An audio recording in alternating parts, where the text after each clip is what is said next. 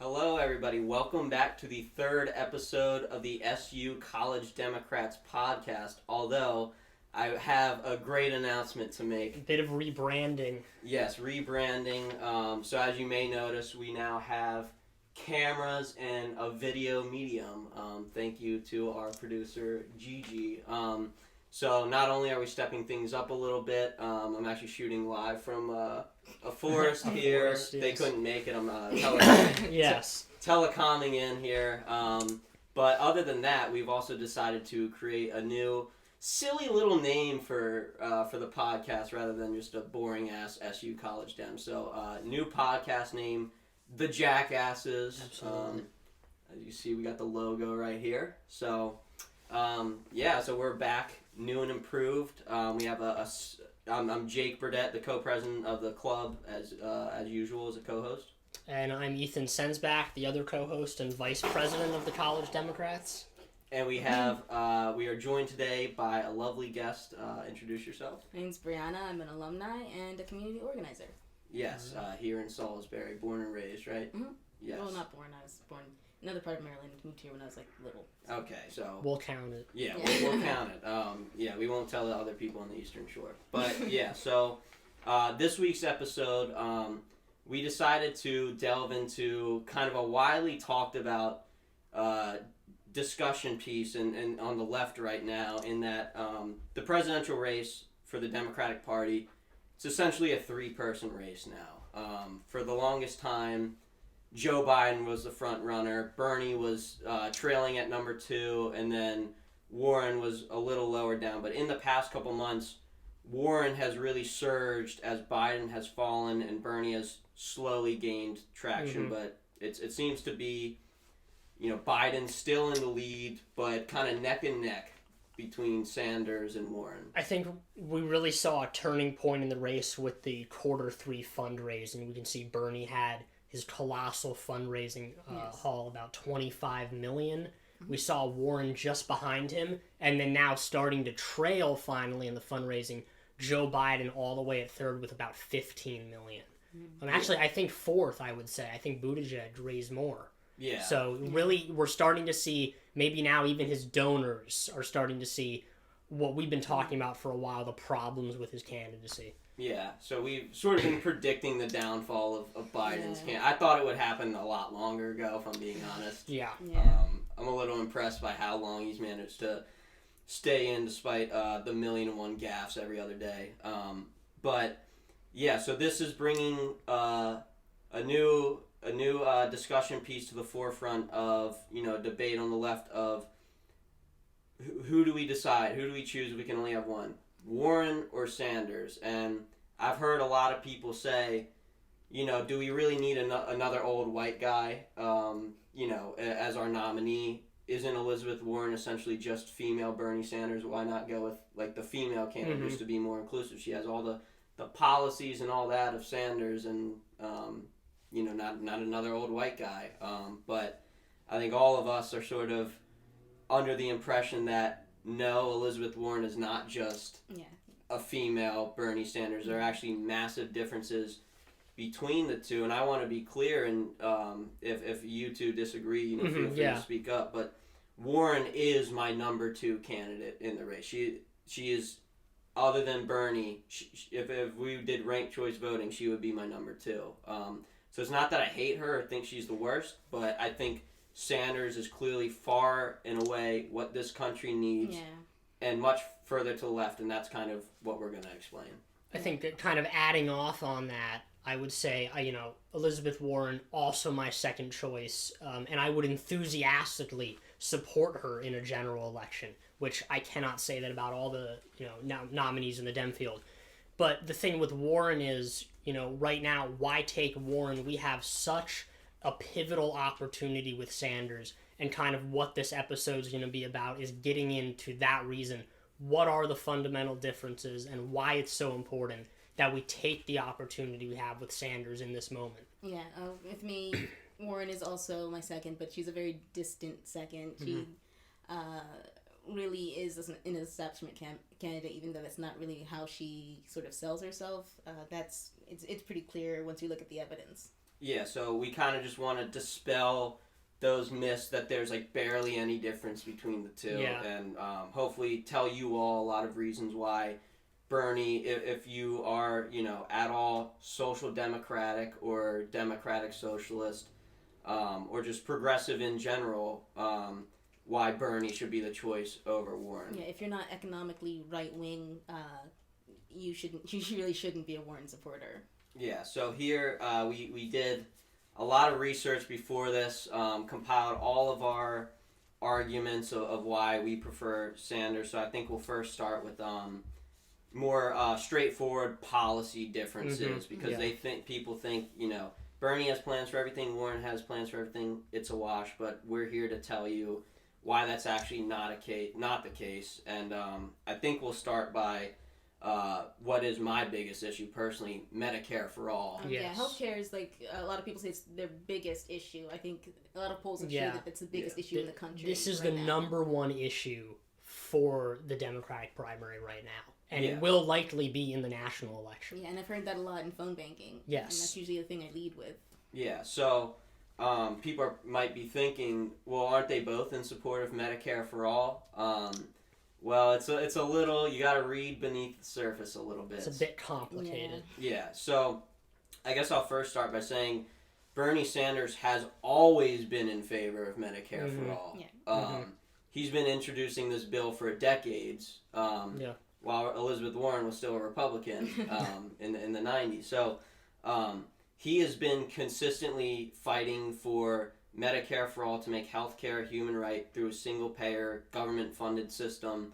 And for years and decades, he was smeared as a socialist and this crazy out there left-wing healthcare plan. Even though right up north, Canada has been has had their single-payer system now for many years. Yeah, numerous countries in Europe also have Medicare as a right for their citizens. The NHS, I believe, was established in mid-70s. I think we're talking. Maybe even earlier. Yeah. So he has consistently fought on the right side of that issue, even when it wasn't popular, and it really didn't seem to be till like 2016, once he finally had the national platform because he was running for president, that finally majority opinion overwhelmingly became in favor of Medicare for all. And then suddenly, now that it was like considered safe and like popular to support it, now all these I think Jordan Sheraton calls them Johnny come lately progressives who like now that it's safe they'll take the right stances. And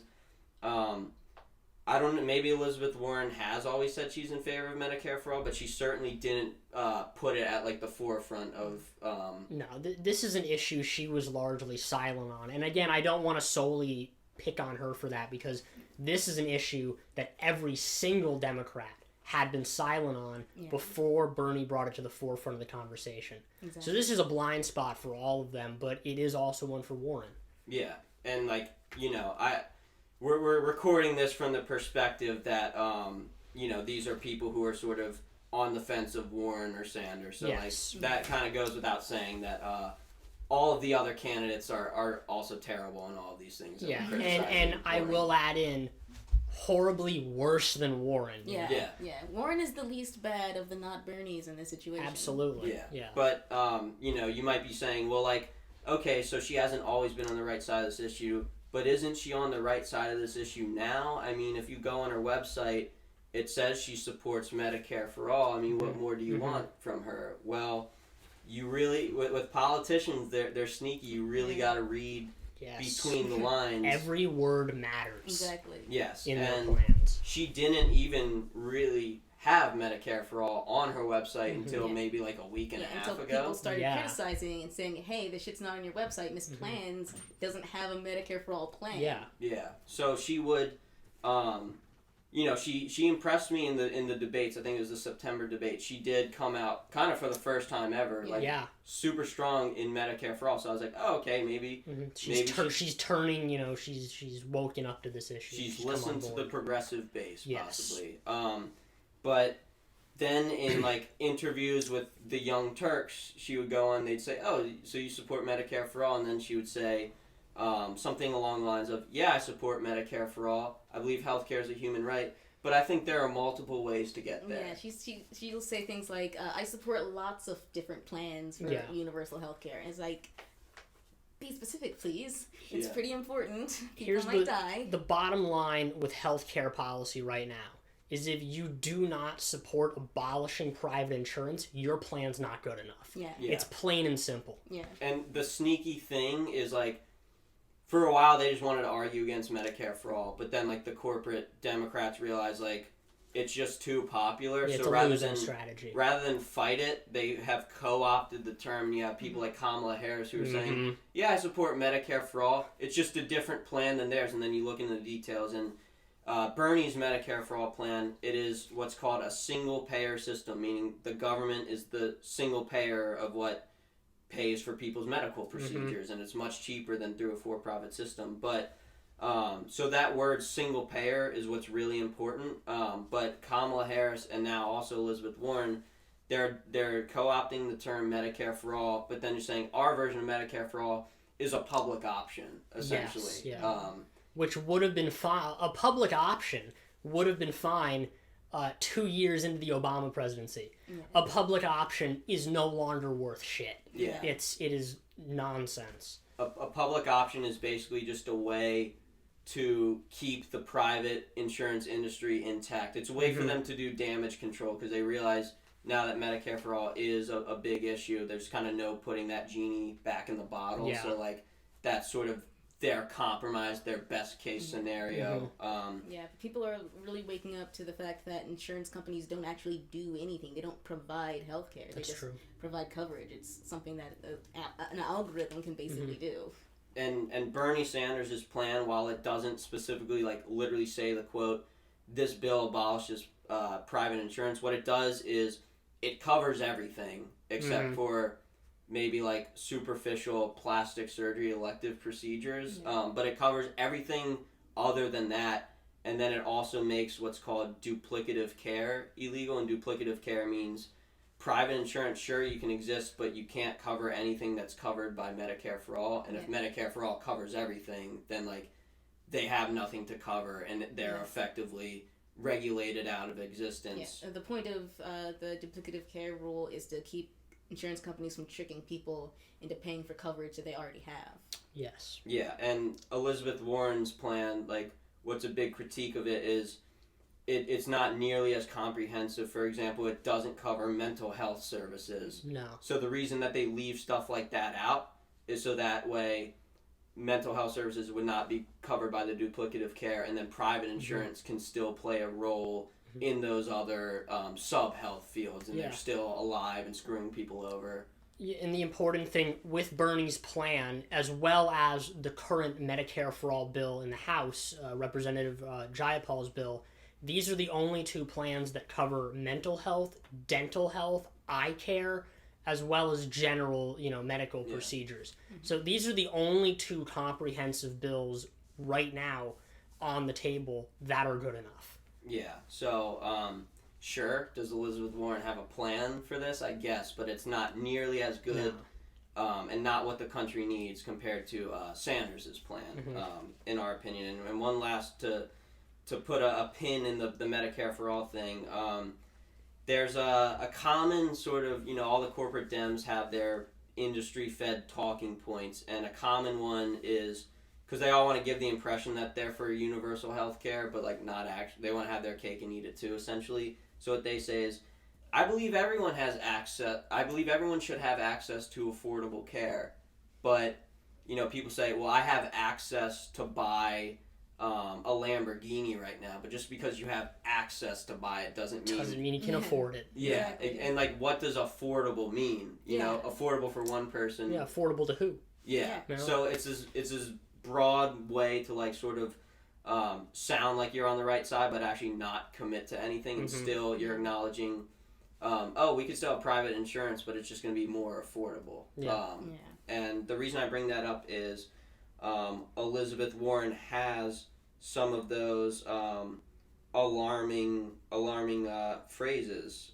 So it says, this is on her website, she has a point here, protecting access to health care in rural communities. And then it says Medicare for all will mean access to primary care and lower health costs for patients.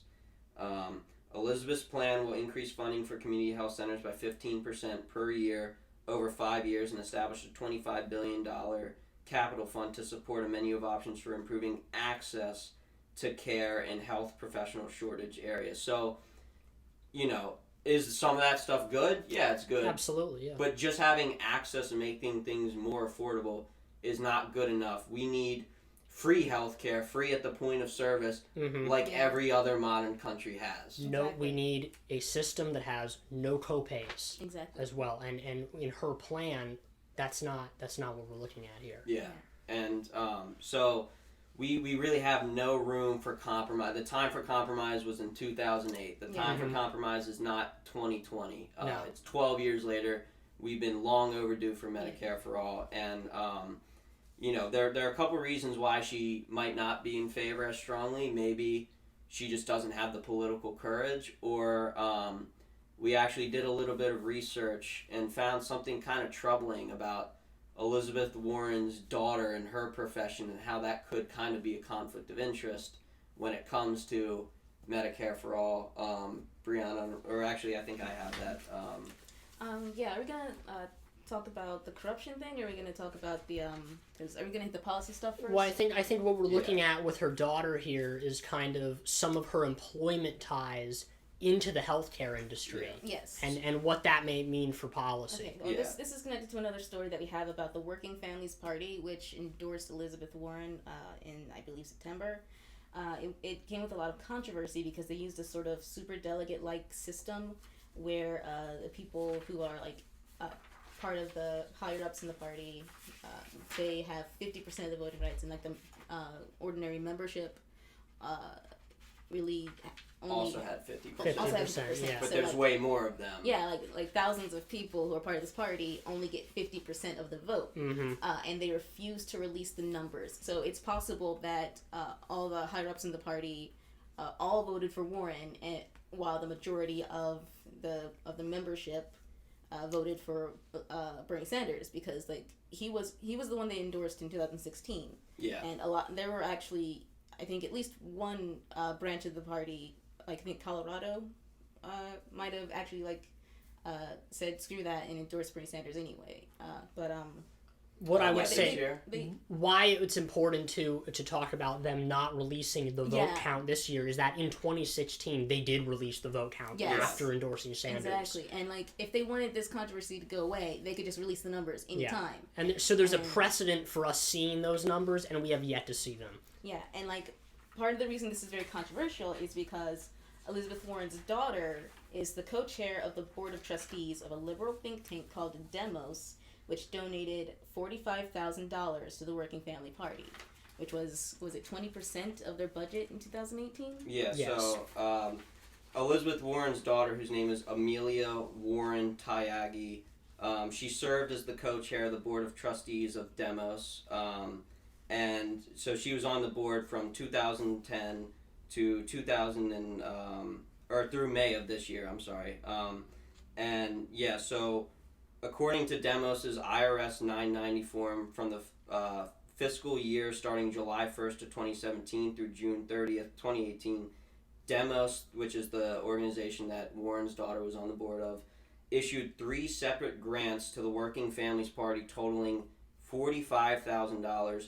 These grants to Working Families Party made up 20% of Demos's total grants issued for the fiscal year. So the theory is right before Warren knows that she's going to run for president in 2020, she has her daughter's organization that she has massive influence over donate a significant amount of Working Family Party's funds to them to essentially buy their endorsement the following year. And that's kind of what it looks like exactly is what happened. Yeah, the fact that they haven't been forthcoming with any of this information makes it seem extremely suspicious. Yes. Especially considering Amelia Warren Tyagi's connection with the healthcare industry. Yeah. She is the co-founder and co-CEO of Business Talent Group, a consultant marketplace provider that has worked with insurance and pharmaceutical corporations. Yeah, and that's kind of why, that's what I was meaning to go into earlier when I said that there could be a conflict of interest with why Warren is against Medicare for All and what her daughter's profession is. Because in addition to that, she, Amelia Warren Tyagi, Warren's daughter, co-founded Health Allies, which is a venture capital-backed health benefits firm, which was later acquired by United Health Group, the second largest health insurer in the U.S. So I think we don't have to be conspiracy theories to say that that's a massive... No, it's absolutely not a reach. I think the important thing here is the same, big money interests here in the healthcare industry that Warren is calling crooks, that Warren is saying she's fighting against. Her daughter's in the thick of it. And has been secretly involved in her campaign with this Working Families Party, and who even knows what else Demos has been involved in, because I'm having a hard time getting information on this think tank. Well, a lot of the time with these think tanks, they operate absolutely in the shadows. Yeah. Where they're in the behind inner workings of DC. Information online is incredibly hard to pin down, which essentially means they're up to no good. Yeah, so... and Amelia Warren Tyagi has also worked for the McKinsey and Company. She's been a consultant for them numerous times, and they've been involved in human rights violations throughout the world. They've been involved in, Saudi Arabia's suppression of political dissidents. They've been involved in, scandals across the entire world. This is an organization that has kind of dirty dealings in finances. They're deep in the military-industrial complex. Other candidate, Pete Buttigieg, also comes from McKinsey. And Elizabeth Warren has been really critical of the banking industry, but the McKinsey and Company was heavily involved in Enron and all the evil financial shit that they're doing that fucked over the economy. Yeah, so a lot of problematic ties here. Yeah, but sorry to go off on that little tangent about Warren's daughter there, but to get back to the policy stuff, Medicare for All, that for me is non-negotiable. So the fact that she's not a strong ally on that, Bernie Sanders automatically above her for that for me. But other than Medicare for All, another really important thing is foreign policies and all these interventions that we're in overseas, and she's very problematic when it comes to that. I think Ethan has a little bit more. Yeah, so I'm gonna a huge personal interest for me is always candidate foreign policy, and this is to be completely transparent. This is something that in 2016 Bernie could have been a lot better on, and throughout his career there are shortcomings. He's been a lot better. This time because he's established a really strong team. But looking at Warren's foreign policy, there's a lot of problematic areas that I think we're going to talk about. And I'm going to start with Iran. What we're looking at with Iran right now is this is going to be the major foreign policy issue of the next election and the next presidency. We've seen, since Trump's been in, we've seen increased tensions as he pulls out of the Iran deal, as now it's a legitimate possibility that there's going to be some sort of military conflict going on here. Even with Bolton gone, there was some, people on the left going, oh my God, we have Bolton out, this is great. We've seen no change. We've seen just more aggression. So we need a candidate right now that understands the complexities of what's going on with Iran, not only historically, and how we have to change how we've handled Iran, but in context of how the heightening tensions are solely on Trump. Iran, when we're talking about the Iran deal, we're looking at with Iran, in no way have they ever gone against the agreement pre-Trump pulling out of the deal. So Obama signs this deal with a lot of Democratic kind of opposition. We've seen just recently in the debates, Cory Booker said he would not sign back into the Iran deal. He said, I want a new deal. what's going on with Iran? So here's Elizabeth Warren's quote. This is from an interview from the Council on Foreign Relations that she gave in September, which is where we're going to be pulling a lot of this foreign policy from. She gave a very comprehensive interview, so good on her for actually answering the questions. But so here's her quote on Iran, and I'll explain why this is a problem. So this is Warren now. She says, "We also need to address serious concerns about Iran's policies beyond its nuclear program, including its ballistic missile program, and support for destabilizing regional proxies. The JCPOA, which is the Iran deal, made addressing these problems easier by taking the threat of nuclear-armed Iran off the table." So what's important here, and she goes in afterwards, is that solely the responsibility for what has been happening in the heightened tensions in Iran is the Trump administration. So her kind of pinning some of this blame on Iran and Iran's nuclear program, which there has never been a reputable source to actually back up Iran having a functioning nuclear program or even attempting to really build one. We then tie that into, in 2017, Warren voted to increase Iran sanctions. So the Trump administration and the Republicans put up this new Iran sanctions package that the sole goal was to try to destabilize the Iran deal. Warren votes in favor for it. Sanders is the only Democrat to vote against that package, right? Yeah. So, and then on top of that, we see around the same time, Warren comes in, votes in favor of Trump's military budget, at the same time as saying, oh my God, the danger of this man having the nuclear codes, let's give him more of a military budget. I'm such a strong leader on this.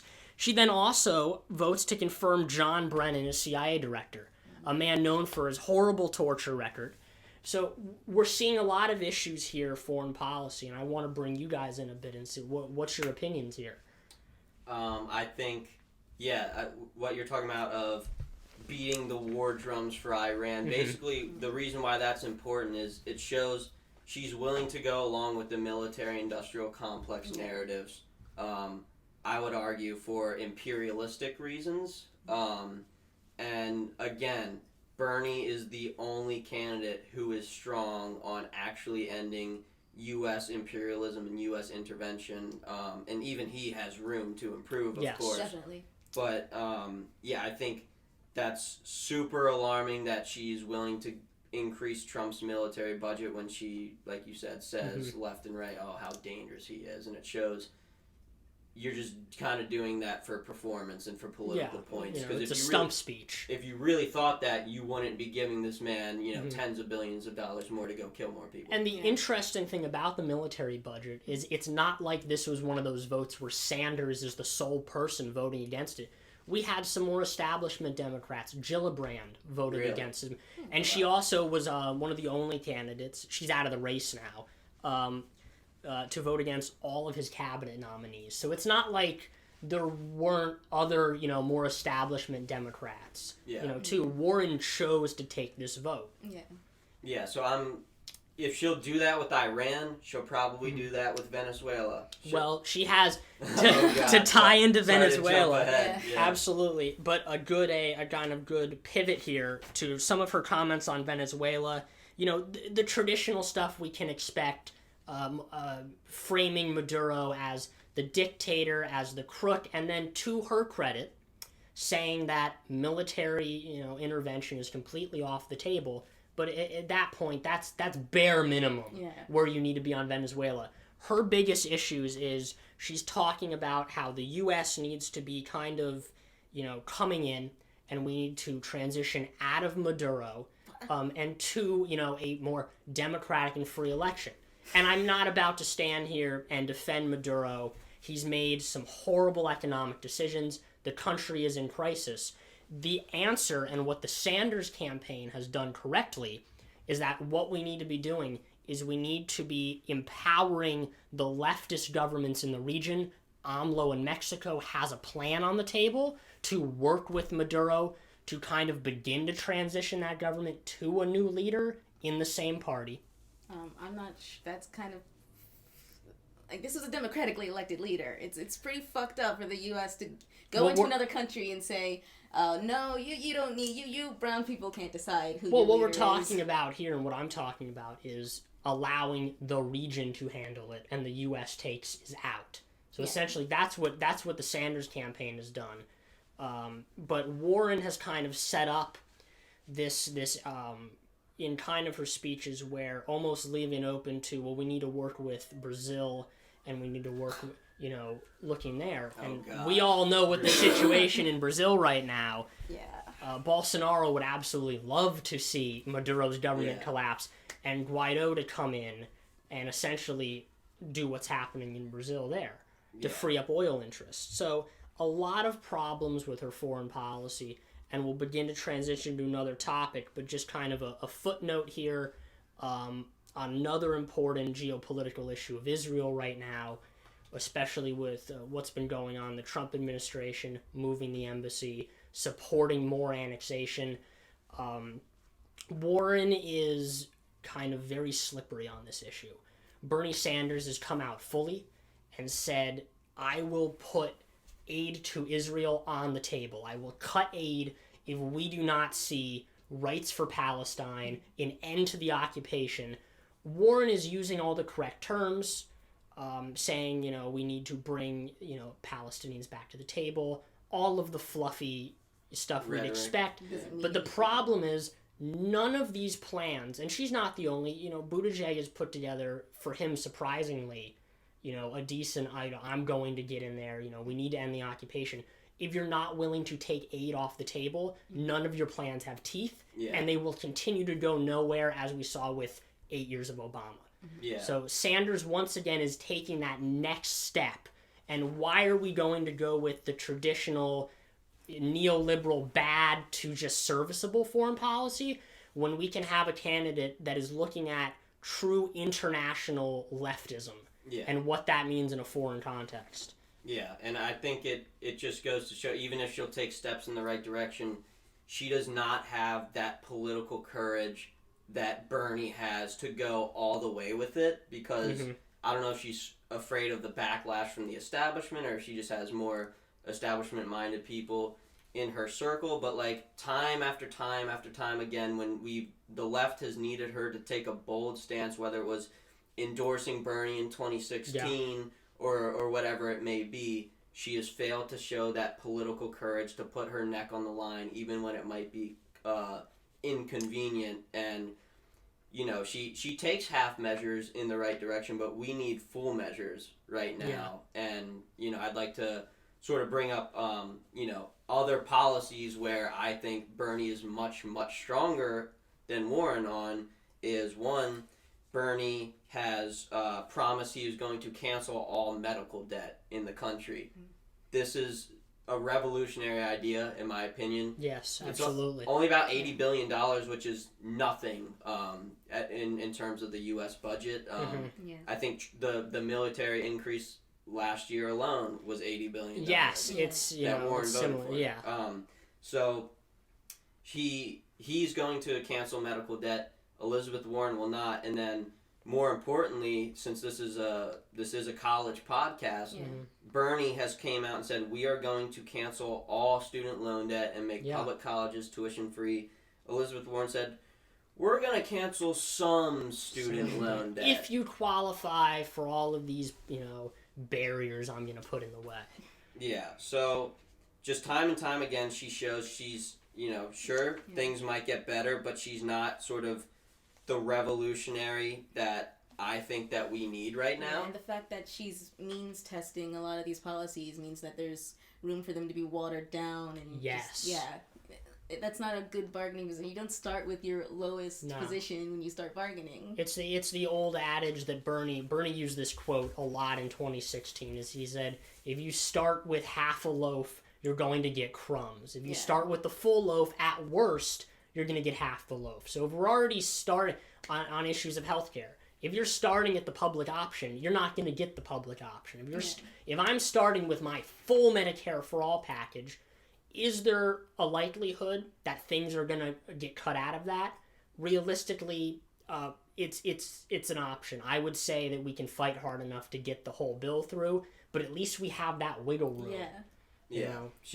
She's just giving away the farm right at the beginning, as they say. And I don't know if it's just really poor strategy or if she just doesn't care, but either way, it's a problem. But yeah, I think that she has had poor strategy a lot in the past, and sometimes she'll even do the right thing at first, and then I don't know if she lets her consultants come speak to her and talk her out of it. But for example, like another, in my opinion, example of her not showing political courage, or at least showing it at first and then walking back, is after the DNC rigged the primary against Bernie in 2016, and even Donna Brazile, who ran the DNC, came out later and admitted it was rigged. Yeah. At one point on a television interview, Elizabeth Warren was asked, in your opinion, was the primary rigged against Bernie?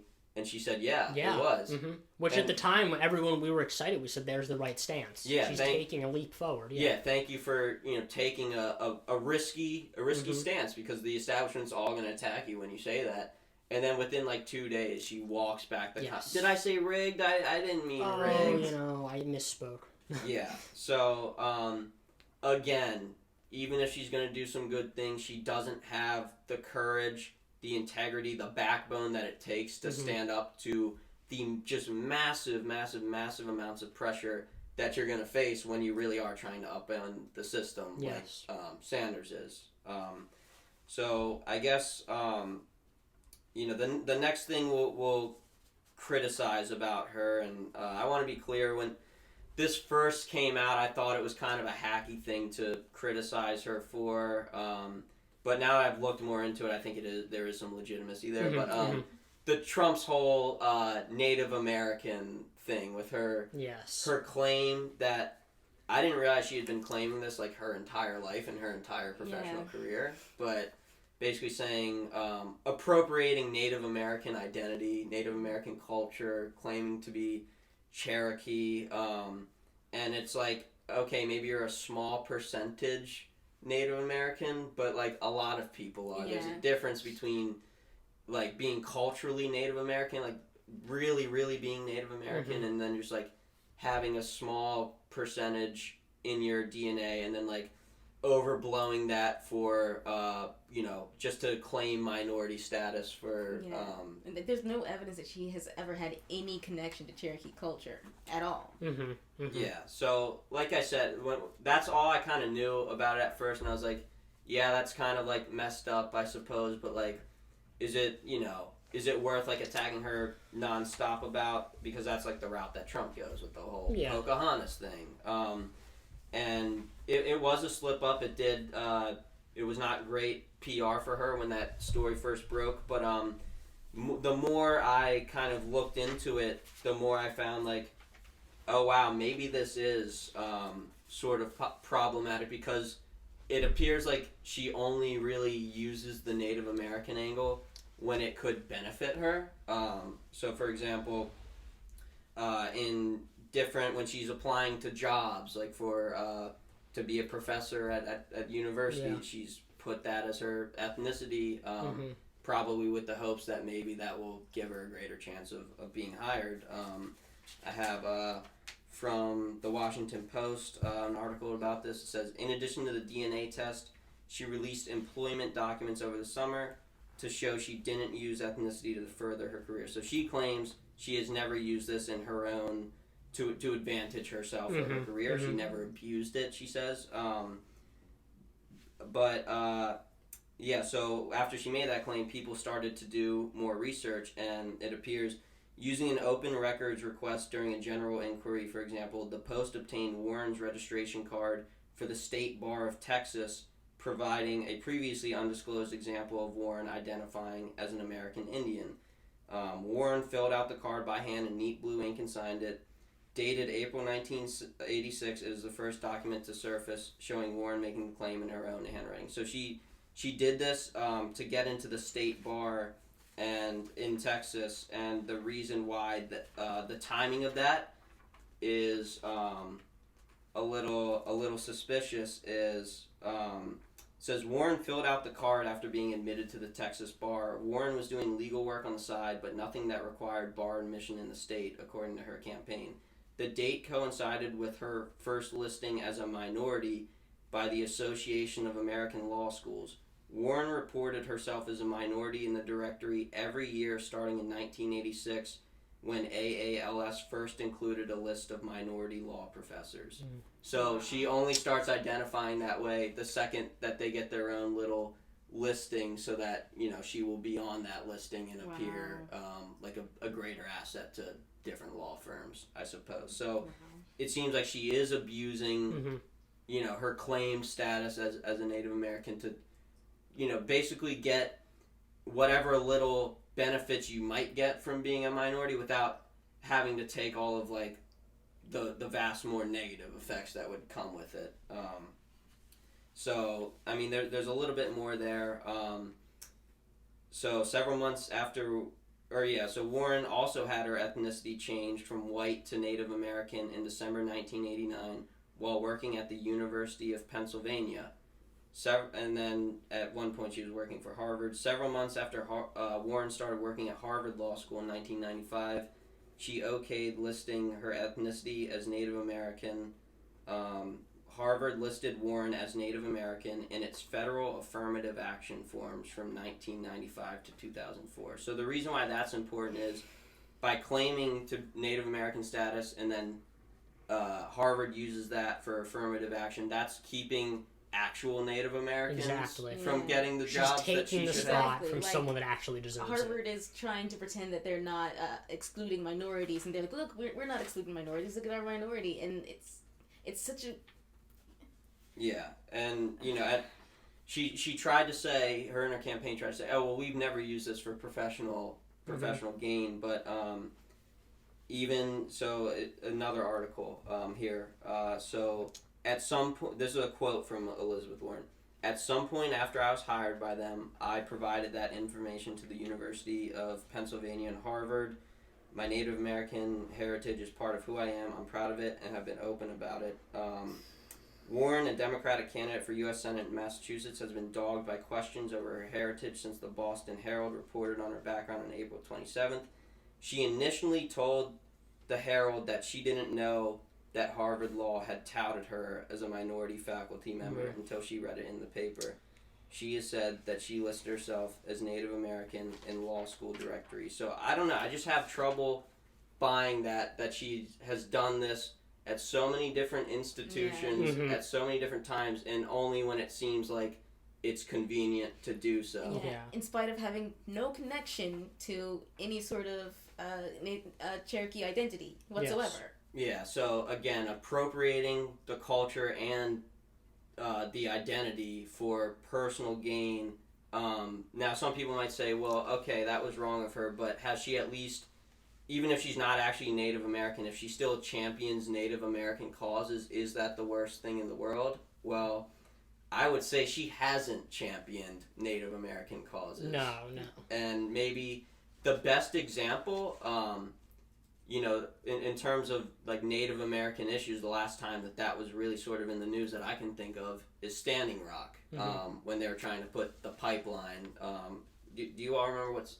North Dakota, right? Yes, absolutely. Okay, so Standing Rock, North Dakota, for those who don't know, it was Native American ground, I believe, and an oil company was trying to put a pipeline through it. Large-scale pipeline was coming through the area. There was a kind of, you know, large-scale resistance movement that came up in that community.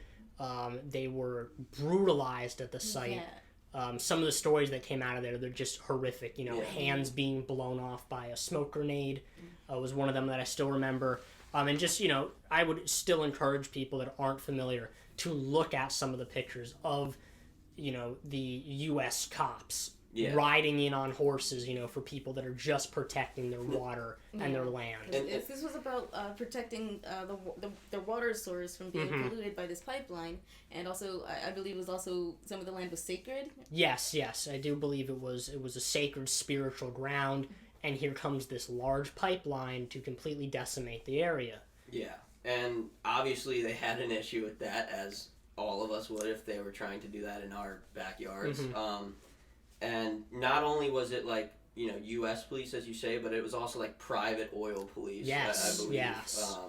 Who were just really just stepping, like going out of line and like being overly brutal to these people because they want to make an example of them to scare off either other Standing Rock protesters or other protesters in other areas of the country where there might be pipelines. They were doing shit like spraying water on people in like Yes. below freezing weather, like just threatening people's lives. And like to this day, there are still people who are in jail or are having legal battles because of their activism during the time period.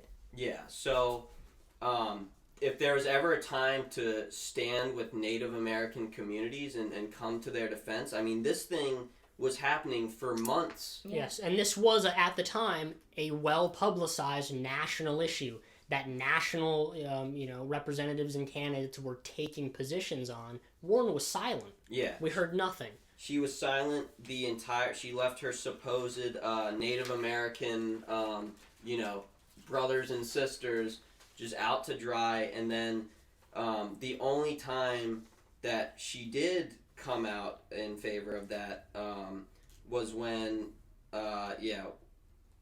this is an article when the opportunity called for Warren to stand up for Native Americans joining in the fight to stop the Dakota Access Pipeline. Warren was nowhere to be found, but as soon as the Army Corps of Engineers announced it would not grant the final easement for the pipeline's construction, instead initiating an environmental impact study to explore alternate routes, Senator Elizabeth Warren immediately swooped in to exploit the Dakota Access Pipeline for political points now that the political risk in doing so had been substantially mitigated, and to provide herself with plausible deniability that this was her stance all along. So she doesn't come out in solidarity with the Native Americans until the fight has already been won, so then she can kind of try to take credit like she's some ally. But when it actually mattered, when we really needed her, when she could have made a difference, she was nowhere to be found because it was considered a political risky move. Yeah. And again, it shows she doesn't have that political courage, not even when it comes to her own alleged community that she, benefits off of and then doesn't actually have their back when they need her. When it's time, and we see this, we've been talking about this, this is a through line in all of her policies. When it's time to take a bold stance, she's not there until politically it's an option. She is not willing to risk any of her political capital that she has with the Democratic Party, that she has with, establishment figures for important issues, where we're looking at Bernie. He puts his neck on the line every time, and he takes the criticism that comes with it. Warren has not been willing to do that. Yeah, and so we talked a lot about, the policy differences, why the Native American thing actually is very problematic and should be a concern. Ethan, you brought up some of her troubling votes of Trump appointments that she has approved. Another one I'd like to bring up is she originally voted in support of Ben Carson for the head of housing and urban development, even though he has absolutely no experience whatsoever. Yes. And also, he's a huge piece of shit. Like, he was like, don't make the houses too nice or the poor people want to stay there. Yeah, he's beyond not having any experience to lead HUD. He's also just a terrible person with horrible policies. Actively wants to harm people. Yeah. Yeah, so, and to be clear, she voted for him, but then they did a second round of votes, and because she got so much backlash against that, the second vote, she voted the correct way and did not approve Ben Carson. But the fact that she did it in the first place and had that vote gone through the first time, then, she would be partially responsible for having him. But I think that's about all of, like, the policy stuff I have. Now I want to talk about maybe why her strategy is poor, and two, why we might not even be able to, like, trust her completely. Even if she is saying the right thing, should we take what she's saying for her word? One big thing is because of Bernie's 2016 campaign, he really, like, normalized only taking small grassroots donations, no corporate funding, which he's done his entire career. Yeah. But it wasn't until 2016 when it caught on and that sort of became the expectation because everyone just realized, like, yeah, all of our politicians are bought off. So all of a sudden, you know, you see Beto O'Rourke and every candidate and their mother swearing off corporate PAC money. Corporate PAC money, yeah. But corporate PACs are not the only way to receive corporate donations. They also have these things called these pay-to-play big money fundraisers where it's essentially like $2,800 for a ticket to your fundraiser, which is the max amount any one individual can take. So rather than just having like maybe a military industrial complex organization donate, you know, like $30,000 to a candidate, you just have 10 of your employees all pay $2,700. They come to a dinner and the plate costs $2,800, you know. So it's just a back end way to still do corruption without accepting corporate PAC money. So that's why you shouldn't trust people like Beto O'Rourke when they say that stuff. Because there's a ton of room for them to get around that. Yeah. So where that comes into play with Warren is, you know, it became the big thing. I'm not going to take any corporate PAC money, and she's now saying this, you know, in her 2020 primary race, she's saying, yeah, I'm not raising any corporate money for this. But there was actually a bombshell story that came out in the New York Times on September 9th called How Elizabeth Warren Raised Big Money Before She Denounced Big Money. So essentially her sneaky way to still get big money and then use it in 2020 and technically still say, oh, I didn't, you know, accept big money was she ran for re-election for Senate in 2018 and she did accept big money. I don't know if it was through corporate PACs directly or through the pay-to-play fundraisers, but she raised, again, this is New York Times, so the open secret of Miss Warren's campaign is that her big money fundraising through 2018 helped lay the foundation for her anti-big money run for the presidency. Last winter and spring, she transferred $10.4 million in leftover funds from her 2018 Senate campaign to underwrite her 2020 run, a portion of which was raised from the same donor class she is now running against. So this is a really bad look for her because literally like some of like Joe Biden's like current donors in 2020 donated to her, you know, thousands of dollars in 2018, and she's now denouncing these people, and they're like coming out and so here's one. This is a quote. "Can you spell hypocrite?" said former Governor Ed Rendell of Pennsylvania, who contributed $4,000 to Miss Warren in 2018 and is now supporting former Vice President Joe Biden. So literally, like the big money donors that used to donate to her are calling her out and saying, like, you're gonna like really act like that you didn't take our money a year ago. So a lot of the grassroots base isn't buying this, and the donors aren't buying this either. Which some of them get offended, but I think others are like, you know, that's a little like wink to like the donors of like, I act like I'm not on your side, but like, come on, like I still accept you. Don't worry, when the eyes aren't on me, I will take your money, essentially. Yeah, so that's actually not true, that none of the money she's spending on her 2020 presidential primary race isn't corporate funded, because some of it is from her Senate race, which did come from corporate funding. Corporate money. So, one, that's not true, that the primary, she hasn't done that. And two, this one she's actually open about. She has literally promised that she is going to, if she wins the primary and becomes a general election nominee, she has openly said she will accept big corporate money. She literally said she'll take dark money. That is a quote. She said dark money herself. She said, so this is from The Independent. Conspicuously absent from the endless Sanders-Warren's comparisons, however, is Warren's rebuke of quote-unquote unilateral disarmament. So she said this on MSNBC. "I'm just going to be blunt. I do not believe in unilateral disarmament. We got to go into these fights, and we got to be willing to win these fights." So the article goes on.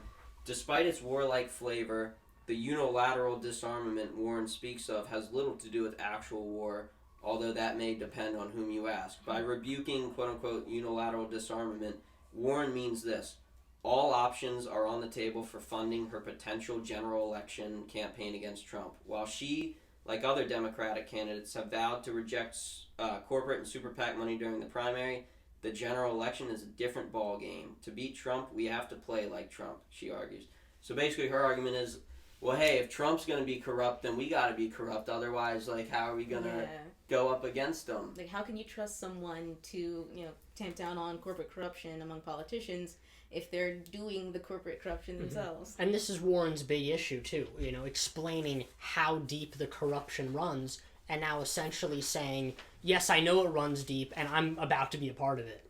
And the problem here I see, too, is I see that this is a bit kind of a wink of a larger policy of moving to the center in a general, which is something we're not talking enough about, I think, at this stage in the race, is who out of the candidates that are putting forward good to decent progressive policy, who's actually going to follow through and not, day one after the convention, begin to roll everything back under, again, this failed democratic idea that you can't run on national, in a national election on hard left policy. Sanders is the only person, again, that has said specifically, I will not move.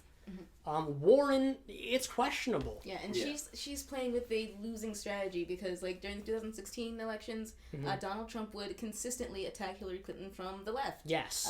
When Warren is on the debate stage with Donald Trump and she says, we don't want any corruption in government, Donald Trump is going to say, you literally said you were going to take dark money. And it's going to be true. It's going to be true, and the reality is that plays to his base. Yeah. Because while he is taking an insane amount of dark money, an insane amount of corporate money, to them and to his talking points, I'm self-funding. I'm self-funding my entire campaign. So that's his line that has been effective, and that's his line that sells. Which isn't true, but it's effective nonetheless. Like most of his claims, they're lies, but to his base, they ended up being effective. But at the very least, it's going to muddy the waters. Yes. And for people who are kind of on the fence, people who are independents, it's going to suppress their vote. They're not going to want to vote for Warren because she's a hypocrite. Yeah, and it just, that's why I say, even if she says the right things, if she's taking this corporate money, can we really trust her? Like, why... If the corporations really believe that she was going to be this big bad person that's going to put an end to all their stuff, why would they even want to donate to help her in the first place? And that shows me they don't really believe that she's going to be that bad for them. And then you'll see things like in a leaked document, Mark Zuckerberg says that he's so scared of Elizabeth Warren. It's like, I don't think it's a leaked document. This is like. It's really basic reverse psychology. And I will say, after, dogging on her for almost an hour now, her one firm policy that I think is standard is she has been hard on breaking up big tech. Yeah. So I kind of believe that might be real. But what does that even mean? Like, they broke up AT&T, I think in the late 90s, early 2000s something, and they're even bigger now. Like, so even if she breaks up big tech, and they will break themselves up in a way like fucking Legos, so they can stack themselves back up as soon as we'll they see. get I'm not, right-wing just to person be in clear, office. I'm not completely sold that the Mark Zuckerberg thing was fake. It could be real. I haven't looked into it enough. Could be. But one last point I want to make about her whole logic of we can't do unilateral disarmament because then he's going to have more money than us and we will lose by definition because that's how elections work. Didn't Hillary outspend Trump 2-1 in 2016? Yeah, absolutely. So just having more money does not win you elections because people can see where that money comes from and they know that money comes with strings attached. So, the money's not worth it if you're selling out your principles and your integrity and your honesty. So that and the Medicare for All thing are the two reasons why I just cannot have her ever over Bernie. And if the corporate money is not concerning to you, then, there's just there's no convincing you. So the last couple things I want to touch on are, other than the taking big money, she's just another reason not to trust her. She is way too friendly to the corporate establishment. Yes. I got some articles here. So here's one. How Elizabeth Warren is courting the Democratic establishment. But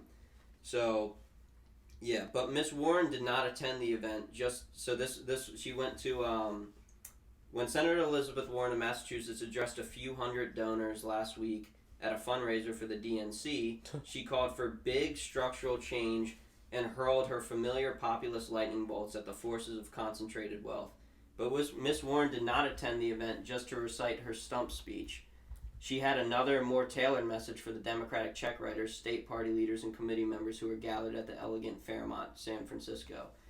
Quote, "Last year I was running for re-election, but I didn't hold back," she said in the midterms that had helped more than 160 congressional candidates and nearly 20 hopefuls in the governor's race. Quote, "In fact, I raised or gave more than $11 million helping get Democrats elected up and down the ballot around the country," and, quote, "sent contributions to all 50 state parties, the national committees, and the redistricting fight." So the reason why she was donating to all these candidates and to every single state party is because she knew that she was going to be running for president, and that was essentially effectively a bribe to, like, hope if I give you this money now, you'll remember that when I'm running and you'll support me, right?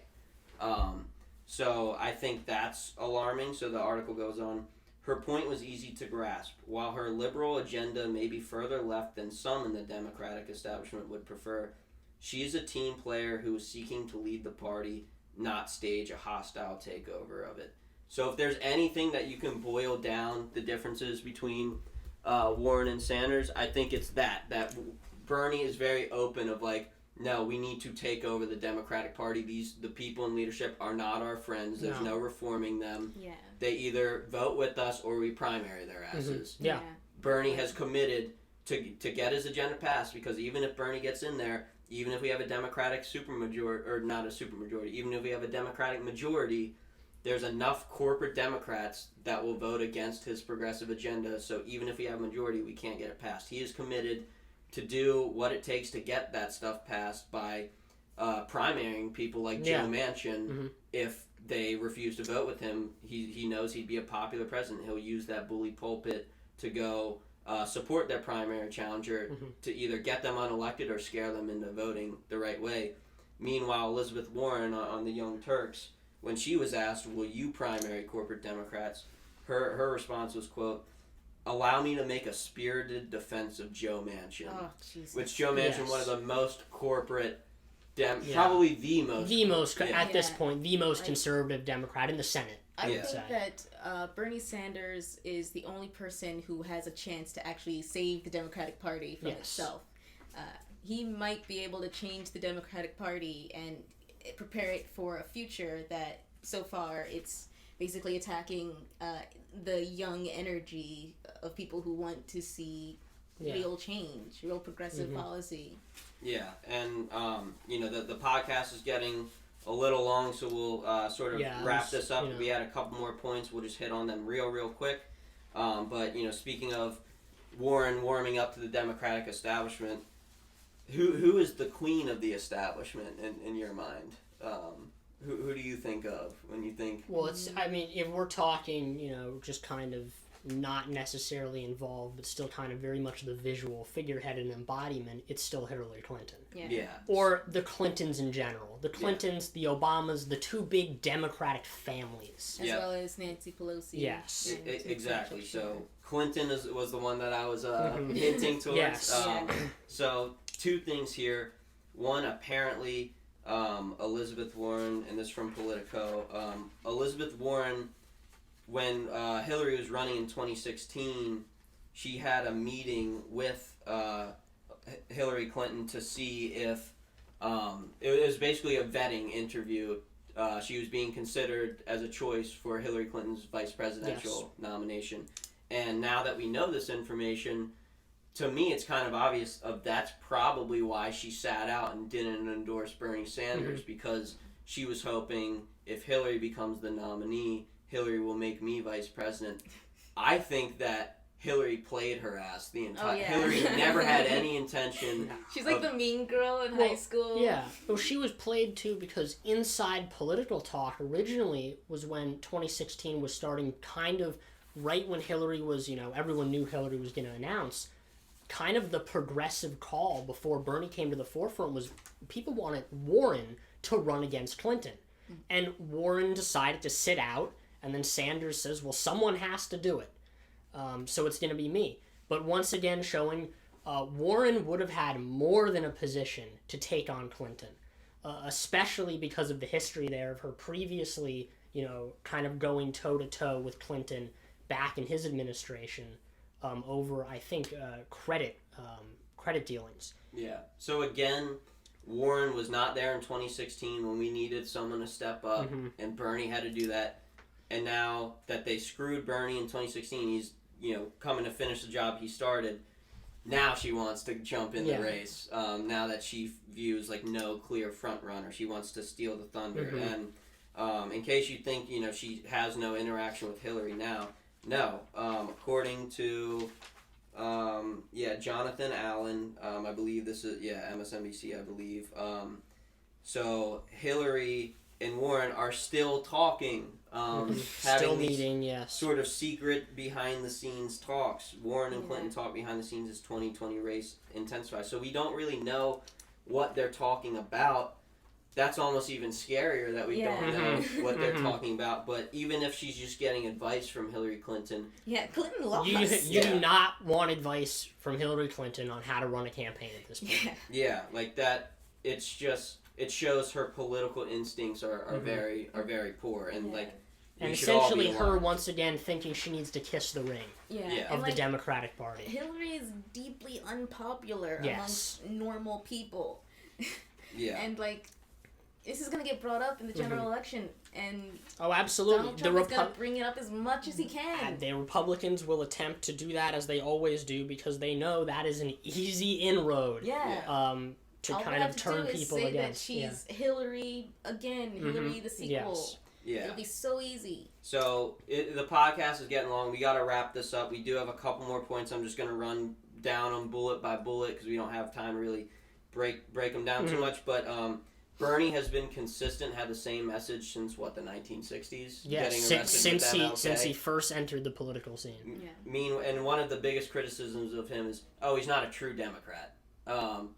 But how come nobody criticizes Warren? Warren was a Republican until the 90s when she was in her 40s. Yes.